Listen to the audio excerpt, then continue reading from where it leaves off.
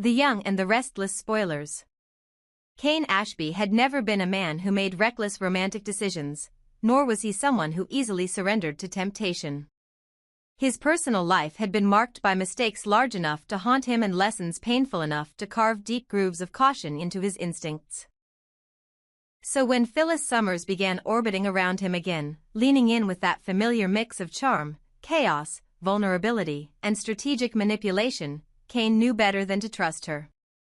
He told himself repeatedly that she was trouble, that she had broken enough hearts and burned enough bridges to fill an entire chapter of Genoa City history.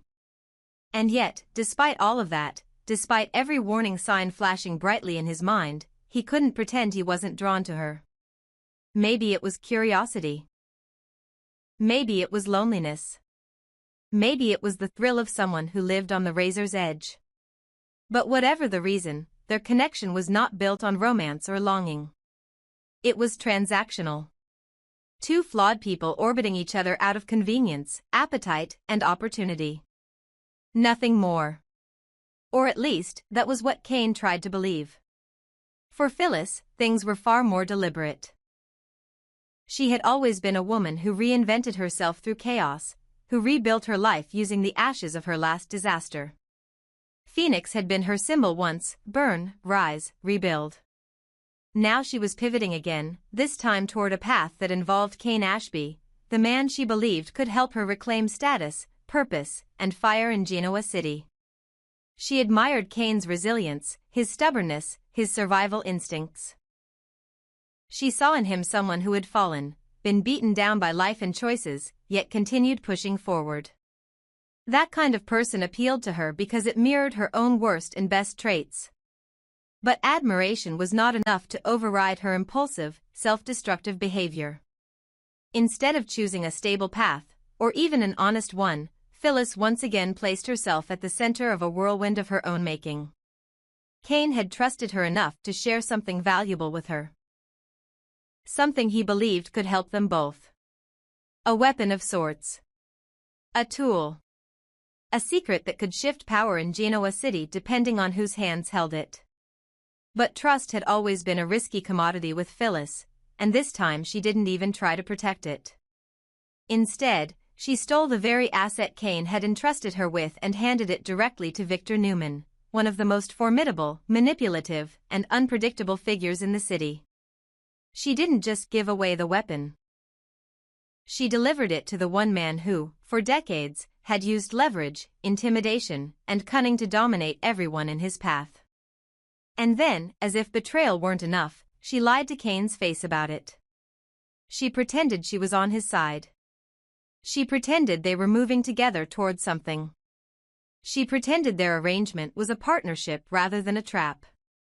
How could any of this be the foundation for a new romance? The answer, bluntly, was that it couldn't. Not realistically. Not honestly. Not with the damage already spreading under the surface. Kane wasn't blind. He saw Phyllis for who she was: brilliant, impulsive, emotionally volatile, eternally unpredictable, and dangerously charming. He knew she had a history of sabotaging her own happiness. And now she was sabotaging his trust as well. But even as disappointment rose in him like a tide, he couldn't walk away completely. Maybe because he understood her. Maybe because he saw pieces of himself in her need to grasp onto something familiar, something that felt like momentum. Or maybe because he knew that Phyllis never betrayed out of malice alone, she betrayed out of fear, desperation, and the aching need to prove she still mattered in a world that often judged her harshly. If Kane needed a reminder of how far Phyllis's impulsiveness could go, he didn't have to look far. The chaos she stirred in Danny Romalotti's life was a perfect example. Twice, she had inserted herself into Danny and Christine's wedding, and both times the results had been signature Phyllis Summers: dramatic, disruptive, filled with old wounds bleeding into new beginnings. Her long, complicated history with Danny was one of the most iconic parts of Genoa City lore. Fans who had been watching for decades remembered vividly how Phyllis had once derailed Danny and Christine's first marriage by faking paternity, claiming Danny was the father of her son Daniel when that wasn't the truth at all. That lie had detonated Danny's life, shattered Christine's trust, and planted the seeds of resentment that lasted years. And still, after all that time, after the healing, the growth, the maturity of middle age, Phyllis could not fully control herself when faced with the emotional tangle of watching Danny rebuild his life without her. Christine Blair, Cricket, had reclaimed the name Romalotti proudly after marrying Danny again. It was a victory for love and a symbolic closing of a decades-old wound. And yet Phyllis appeared at the first ceremony ready to derail it once more. She wasn't malicious in the same way she had been in the past, but she was impulsive, emotional, and incapable of letting the moment pass without inserting herself into the story. The second time she interrupted the wedding, however, she handled herself differently. She raised a glass. She spoke honestly. She admitted publicly that Danny loved Christine and that she no longer intended to stand between them. It was as close to closure as Phyllis could give, wrapped in her own imperfect way. She showed growth, but she also showed that her emotional impulses still ruled her actions. These moments were exactly why Kane hesitated. Phyllis had shown time and time again that she could evolve, reflect, and rise from ashes, but she almost always self-sabotaged before the transformation could truly solidify.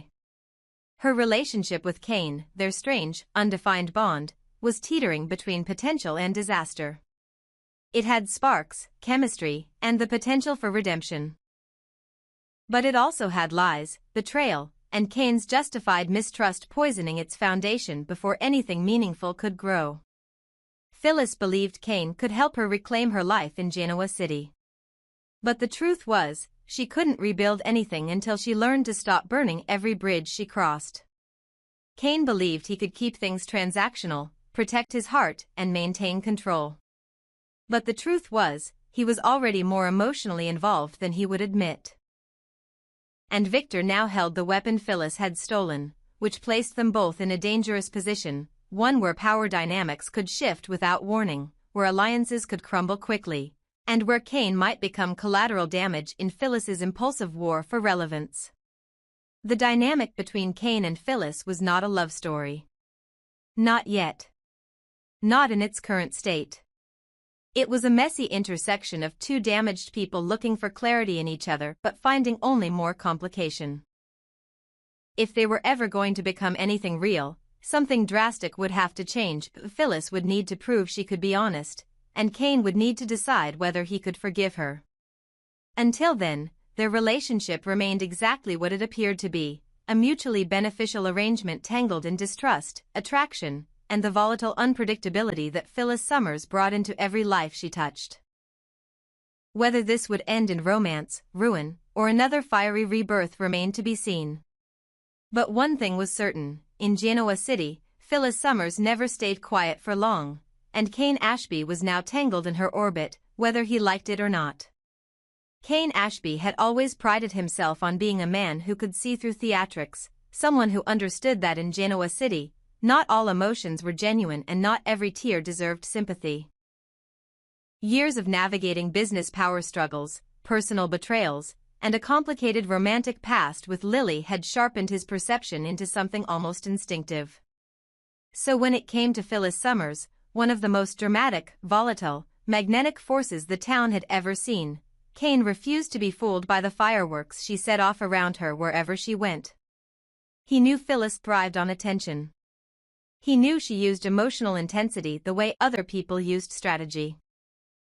And he knew, with absolute clarity, that everything she did in the days surrounding Danny and Christine's wedding, her perfectly timed entrances, her rousing speeches, her vulnerable confessions, her unexpected displays of support and remorse, had not been spontaneous moments of sincerity. They had been calculated performances, crafted with purpose, and Kane was one of the intended audiences. Phyllis had always been a master performer. She could shift from vulnerable to defiant, from seductive to repentant, from wounded to triumphant in the span of a breath. It was a talent, a survival technique, and a weapon all at once. Most of Genoa City either adored her fiery unpredictability or feared her capacity to detonate entire relationships in a single afternoon. Kane understood this part of her intimately, which was why he didn't mistake her behavior at the wedding for emotional chaos. To him, it was a strategy. A series of choices designed to reposition herself in the town's social ecosystem and draw his attention exactly when she needed it most. And yet, even with all his skepticism, he couldn't deny the effect she had on him. Phyllis stirred something in him, an awareness, an excitement, an uncomfortable curiosity about what she might want from him and how far she would go to get it. But Kane was no fool. As much as Phyllis tried to distract him with charm, flirtation, vulnerability, and dramatic displays of personal growth, he remained laser-focused on the truth. And the truth was as simple as it was infuriating: she had stolen something from him.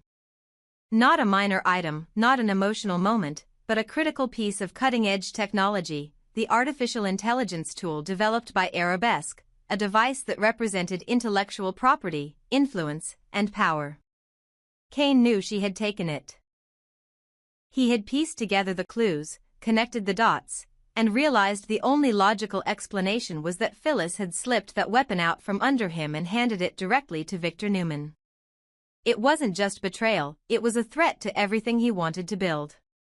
Kane had ambitions that reached far beyond a personal relationship. He wanted to shape his own legacy, to dominate the business dynasties of Genoa City, to rise from the ashes of his past mistakes and reclaim a place in the upper echelon of GC elite. Arabesque's AI was a tool to get him there. Without it, he had nothing but instinct and grit.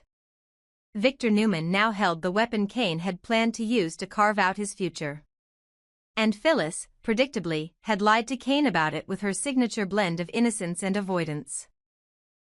Kane saw through every word, every deflection, every wide-eyed "what do you mean" that she tossed his way. Their connection, if it could even be called that, had always been built on shaky ground. Now it felt like a battlefield where trust had never existed and betrayal was the opening move. With Lily Winters preparing to leave town for a temporary stay, Genoa City would soon feel her absence like a vacuum. Lily had always been Kane's anchor. His moral compass, his safe place, the love of his life even through heartbreak and separation. But without Lily in the picture, Kane's world felt strangely unmoored. And in that openness, that vulnerability, Phyllis Summers suddenly appeared as the most obvious and dangerous substitute. Not as a true romantic partner, not as someone who could replace Lily's quiet strength or steady devotion, but as an alternative alliance, a connection that came with business benefits, emotional unpredictability, and a shared understanding that both of them were outsiders in the grand narrative of Genoa City royalty. Kane knew this. He admitted it to himself more easily than he expected. He was considering Phyllis not because he trusted her, but because their union, whether emotional or strategic, could create temporary alignment. A few months with Phyllis could give him influence, visibility, leverage, and access. She, in turn, wanted stability, partnership, and an opportunity to reclaim her relevance in a town where her reputation rose and fell like a daily tide. Theirs wouldn't be a love story. Not at first. It would be a mutual exchange. A transaction cloaked in attraction. A temporary partnership with just enough emotional spark to create the illusion of romance. But Phyllis Summers had never been a woman who played for temporary stakes. She didn't do short-term. She didn't do situational. She didn't do casual.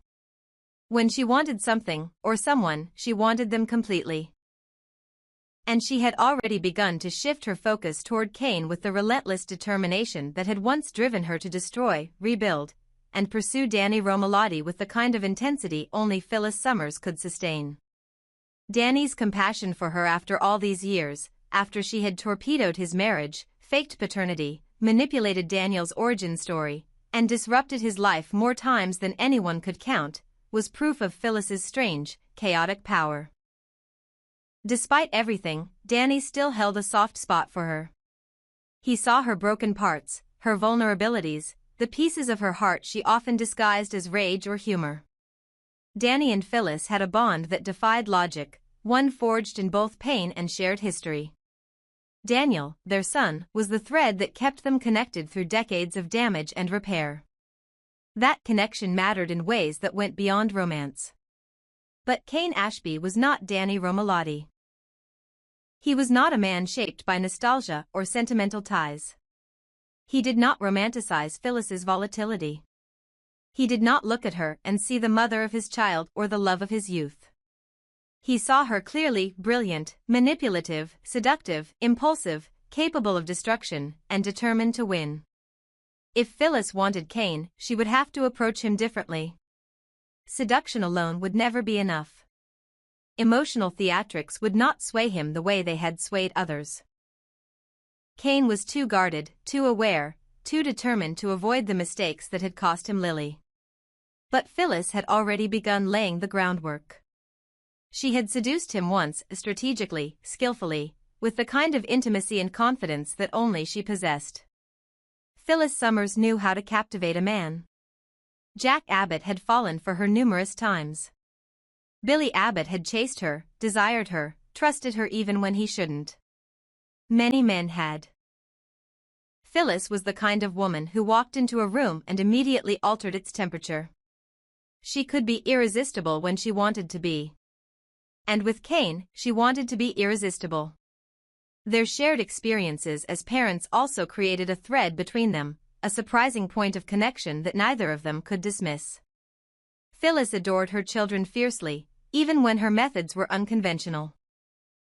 Kane's love for his children was similarly unwavering, even when his life became increasingly complicated. Both of them had fought battles to protect their families.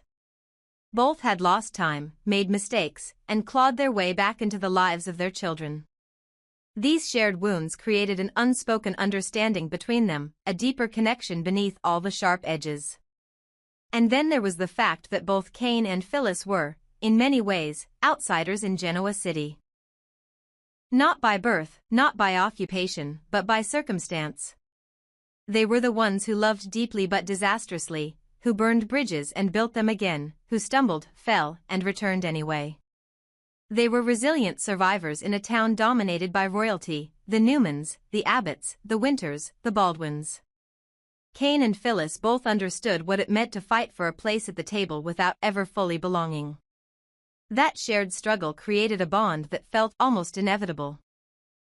The question, then, was not whether Phyllis could win Kane over emotionally or physically. She already had his attention, whether he liked it or not. The real question was whether Kane could withstand the force of Phyllis's personality, and whether she could restrain herself from detonating the fragile connection forming between them. Because if Kane let himself fall into Phyllis's orbit, even temporarily, there would be consequences. Business consequences. Romantic consequences. Family consequences.